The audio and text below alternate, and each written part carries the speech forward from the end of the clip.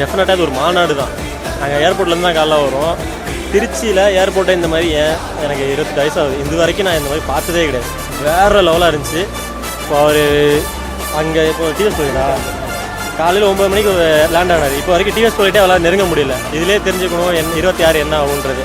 So கண்டிப்பாக 26 நம்ம தான். ஆனால் இதை விட காலைல ஒருத்தர் டீ கடையில் பேசிகிட்டு இருக்கும்போது சொல்கிறாரு, இவரெல்லாம் வரவிட மாட்டாங்கப்பா விஜயெல்லாம் அப்படின்னு சொல்கிறாரு. வரவிட மாட்டாங்கன்னு சொல்கிறத விட அவரை வர வைக்கணும்னு நினைக்கிறோம். அதுதான் முக்கியம் இங்கே. அதனால் கொஞ்சம் சிந்திச்சு செயல்படுங்க. 26 நம்மளால் கண்டிப்பாக கலங்கான வைப்போம். ப்ரோ எவ்வளோ வேணால் நெருக்கடி கொடுக்கட்டும் ப்ரோ. எவ்வளோ நெருக்கடி கொடுத்தாலும் அவருக்கு இன்னும் ஃபேன் பேஸ் அதிகமாக தான் தவிர எதுவுமே குறையவே இல்லை. பர்சன்டேஜ் கூட குறையவே இல்லை. ஸோ அதனால் 26 நம்ம தான்.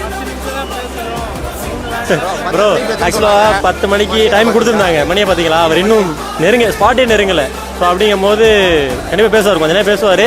இன்னும் என்ன பேச போகிறாருன்றது நிறையா பேர் பார்த்துக்கிட்டு இருக்காங்க. கண்டிப்பாக நல்லாவே பேசுவார் ப்ரோ.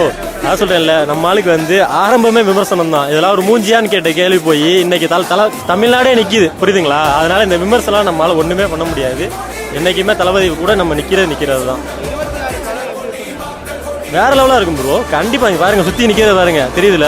களம் அந்த இதை சொல்லுவாங்களா, ஆடு களத்தில் களம் 8ல் பேட்டைக்கார சேவை பொழந்துச்சுன்னு சொல்லுவாங்க இல்லை, அது மாதிரி 26 நம்ம பொழக்கிறோம், ஜெயிக்கிறோம். நம்மளால் சிஎம் சீட்டில் உட்கார வைக்கிறோம்.